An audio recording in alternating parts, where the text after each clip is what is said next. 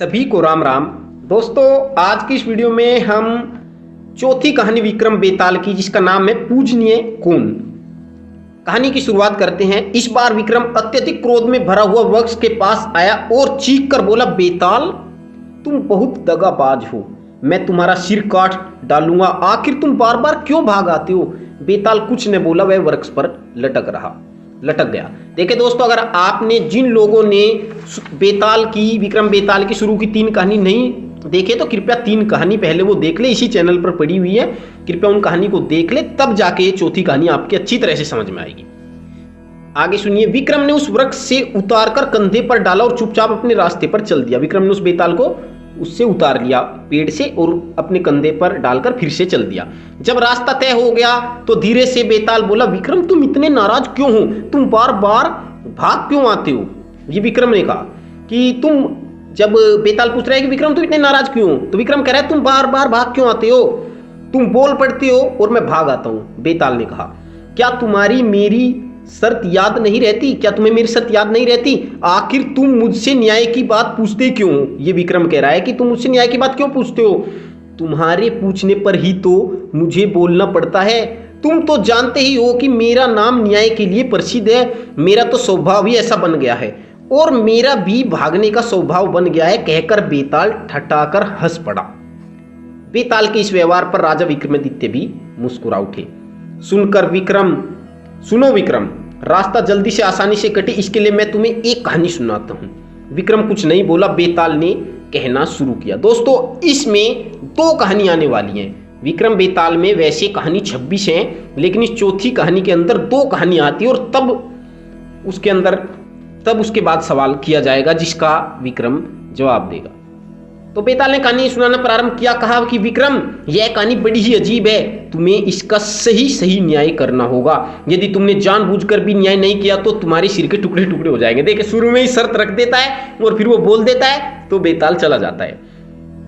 विक्रमादित्य खामोशी से अपने मार्ग पर चला जा रहा था। बेताल ने कहानी सुनानी आरंभ की।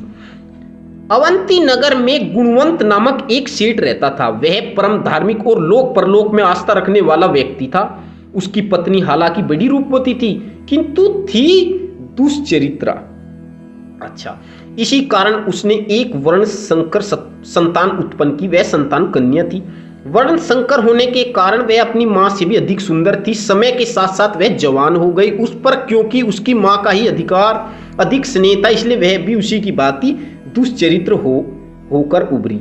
मां की भी मौका पाकर वह भी इधर उधर ताक झांक लेती थी। उसके युवा हो जाने पर सेठ गुणवंत को उसके विवाह की चिंता हुई और वह उसके लिए कोई सुयोग वर की खोज में लग गया।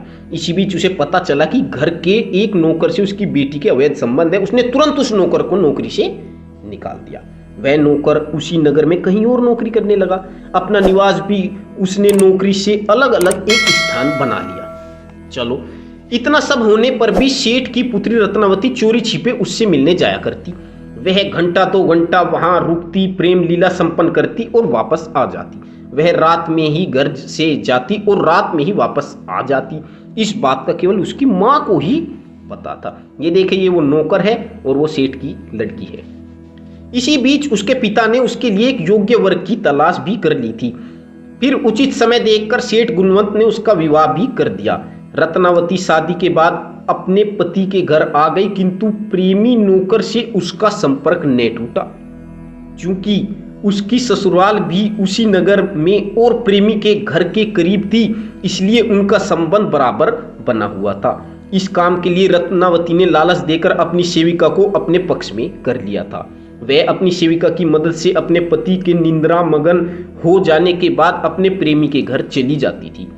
उसकी सेविका भी कुछ कम नहीं थी। उसने अपनी मालकिन को पूरी तरह से शिकंजे में जकड़ लिया था।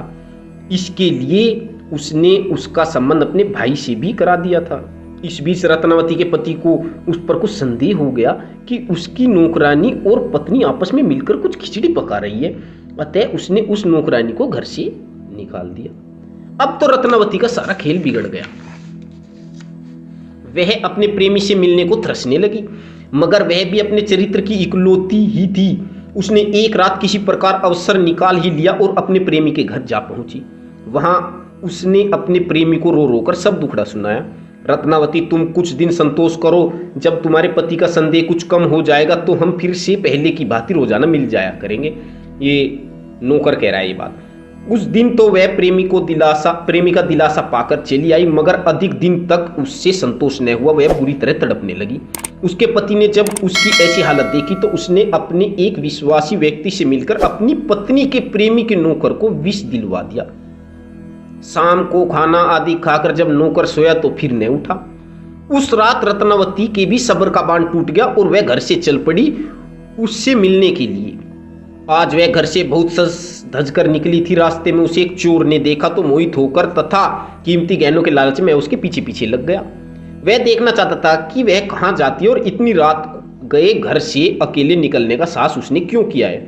चोर भी दबे पांव घर में घुस गया और एक स्थान पर छिपकर उसकी गतिविधियां देखने लगा। उसके प्रेमी ने घर के सामने एक वृक्ष था, जो उसका प्रेमी था उसके घर के सामने एक वृक्ष था। उस वृक्ष पर एक पिशाच रहता था। उसने रात के समय सजी सवरी रत्नावती को आते देखा तो वह भी उस पर मोहित हो उठा। एकाएक ही उसके मन में आया कि क्यों न उसके मृत प्रेमी के शरीर में प्रवेश कर इस सुंदरी का सुख पाया जाए। बस यह ख्याल मन में आते ही वह उसके प्रेमी के शरीर में प्रवेश कर गया।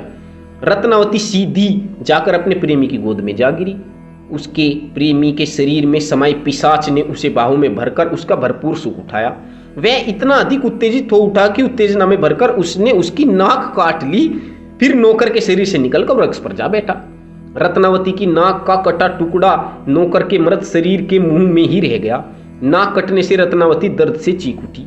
फिर जब उसने नौकर को मरा देखा तो उसकी तो सिट्टी पिट्टी गुम हो गई। वह भयभीत होकर वहां से भाग खड़ी हुई। चोर भी एक कोने में छिप खड़ा था। उसने यह सब देखा तो उसका भी कुछ समझ नहीं आया, उसे भी कुछ समझ नहीं आया और वह भी बुरी तरह भयभीत हो उठा। रत्नावती को जाते देखकर भी न टोका और केवल उसका पीछा करता रहा। रत्नावती वापस अपने घर चली आई और अपने पति के कक्ष में बैठकर चीख चीख कर रोने लगी। उसका पति बेखबर सो रहा था। घर के अन्य सदस्य भी सो रहे थे, मगर रत्नावती के चीख चीख कर रोने की आवाज सुनकर सभी जाग गए। रोती रोती परिवार के सभी सदस्य को सुनाई हुई रत्नावती कह रही थी कि उसके पति ने उसकी नाक काट ली। यह सुनकर सभी सदस्य हैरान थे। ये है रत्नावती, ये रत्नावती का पति है और ये रत्नावती के सास ससुर है। उसके पति के आश्चर्य का भी ठिकाना नहीं रहा। रत्ना का हाहाकार सुनकर पास पड़ोस के लोग भी वहां एकत्रित हो गए। जिसने भी रत्नावती के आरोप को सुना वह उसके पति को धिक्कारने लगा। रत्नावती का पति बार बार सफाई दे रहा था कि वह इस संदर्भ में कुछ भी नहीं जानता, मगर कोई उसकी बात मानने को तैयार ही नहीं था। बात धीरे धीरे चारों दिशाओं में फैलने लगी और उड़ती उड़ती कोतवाल तक भी जा पहुंची। कोतवाल तुरंत ही अपने दल बल के साथ वहां आ धमका। उसने सारा किस्सा पूछा तो वह भी उलझ सा गया। अतः उसने मामले को महाराज के दरबार में पेश करना ही मुनासिब समझा। यह सुनते ही रत्नावती के पति ने उसकी नाक काट लिया। महाराज को बड़ा क्रोध आया। उसने किसी की कोई बात सुने बिना ही अपना फैसला सुना दिया। रत्नावती के पति को फांसी पर चढ़ा दिया जाए, यह फैसला राजा ने सुना दिया। रत्नावती का पति रोता पीटता, मगर महाराज का फैसला तो हो चुका था। चारों ओर यह खबर फैल गई कि रत्नावती के पति को फांसी दे दी गई है। उस चोर ने भी यह खबर सुनी, मगर दूसरों की तरह वह चुपचाप न बैठ सका। वह दूसरे दिन ही राजा के दरबार में जा पहुंचा और उसे पूरी बात बताई। राजा को उस चोर ने सारी बात बताकर प्रमाण देने के लिए वह बोला, अन्नदाता उस व्यक्ति की लाश अभी भी वहीं पड़ी है। उसका मुंह यदि खोलकर देखा जाए तो इसकी कटी हुई नाक उसके मुंह में ही होगी। महाराज ने तुरंत सिपाहियों को आज्ञा दी। सिपाही चोर को साथ लेकर घटनास्थल पर गए। उसकी बात सही पाई गई। तब महाराज की आज्ञा से रत्नावती के पति को तो छोड़ दिया गया और रत्नावती के लिए महाराज ने आज्ञा दी कि उसका सिर मुंडवाकर हमारे राज्य से निकाल दिया जाए। इतनी कहानी सुनकर बेताल रुका, फिर एक गहरी सांस लेकर बोला, राजा विक्रम अब तू न्याय कर कि इस कहानी में दोषी कौन है और कौन सतपथ पर रहा। विक्रम खामोशी से अपना सफर तय करता रहा। इस बार उसने तय कर लिया कि चाहे कुछ भी हो जाए बेताल के बहकावे में आकर मुंह नहीं खोलूंगा। राजा विक्रम को मौन देखकर बेताल बोला, अच्छा चलो मैं तुम्हें एक कहानी और सुनाता हूं, फिर तुम दोनों पर अपना निर्णय करना। अब ये दूसरी कहानी शुरुआत हो जाती है। दूसरी कहानी इसी के अंदर आती है, चौथी कहानी के अंदर ही, कि इंद्रपुर नामक एक नगरी में महाधन नामक एक धार्मिक प्रवृत्ति का धनवान व्यक्ति रहता था। उसके पुत्र का नाम श्रीधन था और जो बड़ा ही दुष्ट और दुराचारी था। और अपने बेटे के दुराचारों से तंग आकर सेठ महाधन ने उसे अपने घर से निकाल दिया। सही किया उसने। भटकता भटकता सेठ का वह बेटा चंद्रनगर नामक नगरी में जा पहुंचा, जहां हेमगुण नामक एक और सेठ रहता था। उसकी पुत्री योग्य हो गई थी और वह अपनी पुत्री के विवाह के लिए चिंतित रहता था। उसकी पुत्री का नाम था चंद्रमुखी। जैसा नाम था वैसा ही उसका रूप रंग भी था। सिरधन जब भटकते भटकते वहां पहुंचा, तब तक घर से जो पैसे लेकर वह चला था वह सभी समाप्त हो चुके थे और एक प्रकार से वह बिल्कुल कंकाल हो चुका था। अब आगे जीवन यापन करने के लिए उसे धन की सख्त आवश्यकता थी। धन कहां से आई, यही सोचते सोचते उसके दिमाग में एक युक्ति आई तथा दूसरे ही दिन अपने दीनहीन हालत बनाकर वह सेठ हेमगुण के यहाँ जा पहुंचा और अपना परिचय देने के बाद बोला, मैं व्यापार के सिलसिले में घर से निकला था, मगर रास्ते में लुटेरों के एक ग्रह ने मुझे लूट लिया, बुरी तरह मारा पीटा। मैं किसी प्रकार बड़ी मुश्किल से अपनी जान बचाकर वहां से भाग आया हूं और इस समय मेरे पास एक फूटी कोड़ी भी नहीं है जो आगे किसी की भी दिशा में आगे बढ़ सकूं मैं। सेठ हेमगुण ने बड़े ही धैर्यपूर्वक उसकी बात सुनी। यह जानकर कि वह सेठ महाधन का पुत्र है, उसके मन में कोई दूसरी ही इच्छा बलवती हो उठी। उसने कहा, बेटा तुम किस प्रकार की चिंता न करो, किसी भी प्रकार की चिंता न करो और जब तक मन करे मेरे यहाँ अतिथि बनकर रहो। उसने नौकरों के साथ उसे मेहमान खाने में भेज दिया और नौकरों को हिदायत दी कि उसकी अच्छी प्रकार से सेवा टहल की जाए।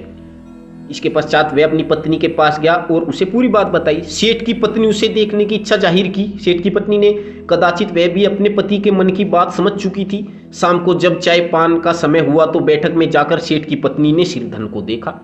स्नान आदि तथा नए वस्त्र पहनने के बाद सिरधन का व्यक्तित्व ही निखर आया। वह देखने में भी बड़ा सुंदर था। अतः अपनी पुत्री चंद्रमुखी के लिए वह उसे हर प्रकार से योग्य वर लगा।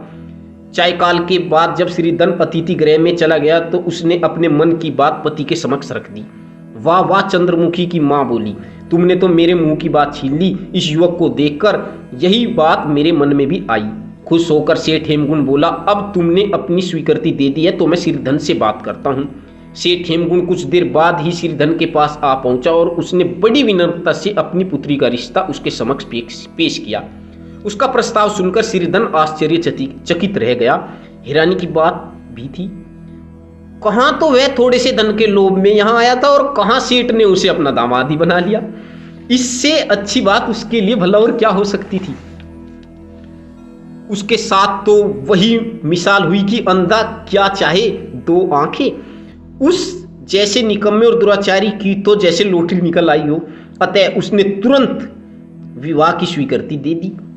उसे पत्नी की इतनी आवश्यकता नहीं थी जितनी की दान दहेज की थी। फिर सेठ ने शुभ मुहूर्त निकलवाकर अपनी पुत्री का विवाह उसके साथ कर दिया। सिरधन ने विवाह के बाद चंद्रमुखी को देखा तो देखता ही रह गया। फिर कुछ दिनों तक वह भोग विलास में डूबा रहा। सेठ हेमगुण ने उसे बहुत सा दहेज दिया था जिसकी कीमत लाखों रुपए थी। जब इस प्रकार भोग विलास में डूबे कई दिन गुजर गए तो एक दिन चंद्रमुखी ने कहा, स्वामी क्या आप अपने घर नहीं चलेंगे? विवाह के बाद लड़की का असली घर तो उसका ससुराल होता है। तो वो कह रहा है कि चलेंगे, फिर ये अवश्य चलेंगे। सिरधन ने उसे बाहों में लेकर कहा, दरअसल मैं तो तुम्हारे प्यार में सब कुछ भूल गया हूँ। दूसरे ही दिन सिरधन ने वापस जाने की तैयारी कर ली। उसने सारा दहेज और विदाई के समय मिलने वाली दूसरी संपत्ति भी अपने कब्जे में की और चंद्रमुखी को साथ लेकर अपने घर की ओर चल दिया। चलते चलते वे एक बियाबान जंगल में आ गए। जंगल के बीचों बीच एक कुआं था। कुएं के पास आकर सिरधन ठहर गया और बोला, प्रिय क्यों ना हम कुछ समय यहाँ आराम करके ही आगे बढ़े। चंद्रमुखी को भला क्या आपत्ति हो सकती थी। वो तो उन भारतीय स्त्रियों में से थी जिनके लिए पति का आदर्श ईश्वर का आदेश होता है। पति का आदेश ईश्वर का आदेश होता है। सिरधन ने वहां एक वृक्ष के नीचे डेरा डाल दिया। दरअसल सिरधन के मन में ससुराल से चलते समय एक योजना आ गई थी। धन उसके हाथ लग ही चुका था और सुंदर पत्नी का सुख भी वह उठा चुका था। उसने वहां से चलते समय ही सोच लिया था कि किसी प्रकार पत्नी से छुटकारा पाना है। अतः वह उस बियाबान जंगल में कुआं देखते ही उसके दिमाग में एक शैतानी ख्याल उभर गया और उसने अमली जामा पहने लिए ही वहां डेरा डाला था।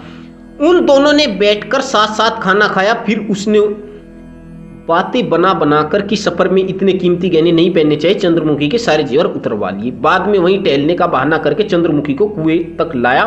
फिर उसने उसे कुएं में धकेल दिया। तत्पश्चात उसके सारे जेवर और दूसरा माल असबाब लेकर वहां से रफू चक्कर हो गया। सिरधन उसी दिन दूसरे शहर में आ गया और वहां पूरे ऐसो आराम से रहने लगा। अब वह केवल ऐसो आराम करता और बाकी समय और धन जुआ खेलने के में बर्बाद कर देता। उधर जिस कुएं में सिरधन ने अपनी पत्नी को धकेला था, कुआं सूखा था। कुएं में गिरने के कारण चंद्रमुखी का सिर फट गया था और एक दर्दनाक चीख के बाद कुएं में गिरकर बेहोश हो गई थी। काफी देर बाद जब उसे होश आया तो वह मदद की उम्मीद में जोर जोर से चिल्लाने लगी। उस बियाबान जंगल में हालांकि चारों ओर गहरा सन्नाटा छाया हुआ था, इसके बावजूद घोड़े पर सवार एक राही उसी दिशा में निकल आया। घोड़ों की टापों की आवाज सुनकर वह जोर जोर से चिल्लाने लगी। इस बीहड़ जंगल में किसी औरत की चीख सुनकर वह आश्चर्यचकित रह गया। इस भयानक जंगल में भला किसी महिला का क्या काम, अवश्य ही वह किसी मुसीबत में है। यह सोचकर उसने घोड़ों का रुख कुएं की ओर कर लिया। वहां आकर उसने किसी प्रकार चंद्रमुखी को कुएं से निकाला, फिर उससे सारा किस्सा पूछा। चंद्रमुखी ने अपना परिचय देकर बताया, मैं अपने पति के साथ पीहर से विदा होकर ससुराल जा रही थी कि हमें कुछ डाकुओं ने घेर लिया। मेरे सारे गहने उतरवाकर मुझे कुएं में फेंक गए और शायद मेरे पति को सामान सहित बांधकर अपने साथ ले गए। चंद्रमुखी ने अपने दुष्ट पति की सारी करतूत छिपा ली थी। राहगीर बड़ा दयालु और खुदा के खौफ से डरने वाला नेक इंसान था। उसने आग्रह पूर्वक चंद्रमुखी को उसके माता पिता के घर चंद्रनगर में पहुंचा दिया। बेटे ने सारा समाचार पाकर सेठ हेमगुन के घर में शोक छा गया। बेटी से सारा शोक समाचार पाकर चंद्रमुखी ने घर आकर अपने माता पिता को भी वही बात बताई जो उसने राहगीर को बताई, और फिर काफी दिन तेजी से गुजर गए। चंद्रमुखी जैसे तैसे पति की करतूत को याद कर करके आंसू बहाती वो अपने दिन काटती रही और उधर श्रीधन भोग विलास में डूबा हुआ मजे से अपनी जिंदगी गुजार रहा था। वह काम धाम तो कुछ करता नहीं था, केवल खर्च करता था, और वह भी शहंशाह की तरह। किसी ने ठीक ही कहा है कि खाली बैठे तो कुएं भी खाली हो जाते हैं। यही हाल श्रीधन का हुआ। धीरे धीरे उसकी सारी पूंजी चुक गई, यानी कि खत्म हो गई। एक दिन ऐसा आया कि उसके पास एक फूटी कौड़ी भी नहीं बची और वह कंगाल हो गया। ऐसे में उसे अपने ससुर की याद आई, मगर सीधे सीधे उसकी वहां जाने की हिम्मत नहीं हुई। उसके मन में तो चोर था कि कहीं ऐसा ना हुआ हो कि उन्हें मेरी करतूत का पता लग गया हो। अतः उसने पहले अपने ससुराल के नगर जाकर गुप्त रूप से परिवार का हालचाल जानने की योजना बनाई। उसने ऐसा ही किया और यह जानकर हैरान रह गया कि चंद्रमुखी तो जीवित है, मगर दिखती ऐसी है मानो जिंदा लाश हो। उसने अड़ोस पड़ोस से गुप्त रूप से सही बात मालूम की तो पता चला कि चंद्रमुखी के पति को ससुराल जाते समय डाकू बांध कर ले गए थे और चंद्रमुखी को कुएं में डाल गए थे। बाद में किसी नेक और दयालु राहगीर के कारण ही वह वापस आ पाई थी। सिरधन ने यह जानकर राहत की सांस ली कि उसकी पत्नी ने उसकी पोल नहीं खोली। अब तो सिरधन सीधा हवेली में जाकर सेठ के कक्ष में जा घुसा। उस समय भी उसकी हालत भिखारियों जैसी थी। इसके बावजूद सेठ ने उसे पहचान लिया। ये सेठ है और ये श्रीधन है। अरे बेटा श्रीधन, तुम? उसे देखकर सेठ की खुशी का ठिकाना न रहा। वह बुरी तरह हड़बड़ा गया। हाँ पिताजी, मैं। रोनी सूरत बनाकर श्रीधन बोला, मैं तो डाकुओं की कैद से छुटकर आ रहा हूं। उन्होंने मुझे बंदी बना रखा था। 4 दिन तक जंगल जंगल भटकने के बाद कहीं जाकर यहां पहुंचा हूं। और इसी प्रकार रो रोकर श्रीधन ने मनगढ़ंत कहानी सुनाता रहा। दिल छोटा मत कर बेटा, हिम्मत से काम ले। यह मानकर चलो कि ईश्वर जो करता है सही करता है, ये सेठ कह रहा है। और फिर उसे सम्मान सहित अपने घर में ठहरा लिया सेठ ने। उसने मौका देखकर अपनी पत्नी से माफी मांग ली और बात आई गई हो गई। कुछ दिन ठाठ से ससुराल में रहने के बाद श्रीधन पत्नी के साथ फिर अपने घर को रवाना हुआ और इस बार उसने पहले से ही जघन्य कांड किया। उसने इस बार चंद्रमुखी को कुएं में नहीं धकेला, वरन मारकर फेंक दिया और धन संपत्ति लेकर फरार हो गया। मतलब इस बार भी इस बार तो मार ही दिया अच्छी तरह। अब बताओ विक्रम, बेताल कह रहा है, अब बताओ विक्रम। यहां तक की कहानी सुनकर बेताल ने पूछा, तुमने दोनों कहानियां सुनी। पहली कहानी में राजा का न्याय था और इस दूसरी कहानी में एक ससुर का जमाता पर विश्वास करना है। इनमें से किसका पक्ष अधिक सुंदर है? दोनों में से किसी का भी नहीं। क्या मतलब? ये राजा विक्रम कह रहा है दोनों में से किसी का भी नहीं। बेताल कह रहा है क्या मतलब? तो अब विक्रम कह रहा है सुनो बेताल, पहली कहानी में सबसे सुंदर पक्ष चोर का था। वह ईमानदार और रहम दिल था। उसके दिल में अन्याय के विरुद्ध आवाज उठाने की शक्ति भी थी। यदि वह राजा के पास जाकर सच्चाई बताने का साहस न करता तो वह राजा तो अन्याय कर ही चुका था, इसलिए उसका पक्ष बिल्कुल भी सुंदर नहीं कहा जा सकता। और दूसरी कहानी में चंद्रमुखी का पक्ष सबसे सुंदर कहा जाएगा। उसने पति के हाथों मृत्यु का वर्ण कर लिया किंतु उसके विरुद्ध जुबान न खोली, इसलिए ये दोनों अर्थात पहली कहानी का चोर और दूसरी कहानी की नायिका इन पक्ष का सबसे सुंदर तथा और ये दोनों ही पूजनीय हैं। राजा विक्रम का उत्तर पाते ही बेताल ने एक जोरदार अट्टहास किया और उसके कंधे से ऊपर उठकर हवा में तैरने लगा। लेकिन दोस्तों, मैं आपसे एक बात कहना चाहता हूं, क्या आपको वाकई में लगता है कि चंद्रमुखी ने सही किया उसकी पोल ना खोलकर? मैं ये कहता हूं उसका पक्ष अच्छा नहीं था। वो एक बहुत ईमानदार, भोली, एक अच्छी स्त्री थी, लेकिन उसका पक्ष अच्छा नहीं था। उसने सही नहीं किया, उसे उसकी पोल खोल देनी चाहिए थी। अगर वो उसकी पोल खोल देती तो वो जान से हाथ नहीं धो बैठती। और यहाँ पे जैसा कि विक्रम कह रहा है कि उसने अपने पति से मरना चंद्रमुखी का सुंदर कहा जाए क्योंकि उसने अपने पति की मृत्यु का वर्ण किया। अरे ये कौन सी बात है कि पति की मृत्यु का वर्ण किया? पहले के लोग इसी तरह की बात कहते थे कि पति के हाथों मरना भी सौभाग्य की बात है, क्योंकि हमेशा औरत को ही दबाते थे और आदमी को ऊपर रखते थे, चाहे वो गलत भी क्यों ना कर दे। और इसी तरह राजा विक्रम ने भी न्याय उसी काल के हिसाब से किया। लेकिन मैं कहूँगा आज के हिसाब से बहुत अच्छा है कि औरत और आदमी का अधिकार समान है, पति पत्नी का। इस तरह अगर कोई करता है तो उसके पति को सजा मिलेगी। और यहाँ पे मैं कहूँगा पूरी की पूरी गलती जो है श्रीधन की है। उस औरत ने बहुत गलत किया। क्यों गलत औरत ने नहीं किया है, गलत तो श्रीधन ने किया है, लेकिन औरत ने गलत ये किया कि सच्चाई नहीं बताई। मुझे तो इस कहानी से ये सीख मिलती है कि हमेशा सच बोलो। अगर आप किसी को एक बार मौका देते हो तो वो दूसरी बार भी आपके साथ गड़बड़ करता है। जैसे कि उसने एक बार उसे जान से मारने की कोशिश की तो वो दूसरी बार भी मारेगा। इसीलिए यहाँ पर चंद्रमुखी ने गलत किया उसकी तरफदारी करके। और उसी तरह की बात है कि बेताल फिर से चला जाता है, फिर विक्रम उसके पीछे जाता है और फिर उस पेड़ पे से उतार कर बेताल को विक्रम अपने कंधे पर बैठा लेता है और वो फिर पांचवी कहानी शुरू करता है जिसका नाम है अधिकार, जो आपको अगली वीडियो में सुनने को मिलेगी। आशा है आपको वीडियो अच्छी लगी होगी। और विक्रम बेताल की सीरीज चल रही है, रोजाना एक सीरीज या एक वीडियो या दो वीडियो आएगी इस चैनल पर, तो कृपया आप इस चैनल को सब्सक्राइब कर सकते हैं, अपने यारों दोस्तों में भी शेयर कर सकते हैं। धन्यवाद।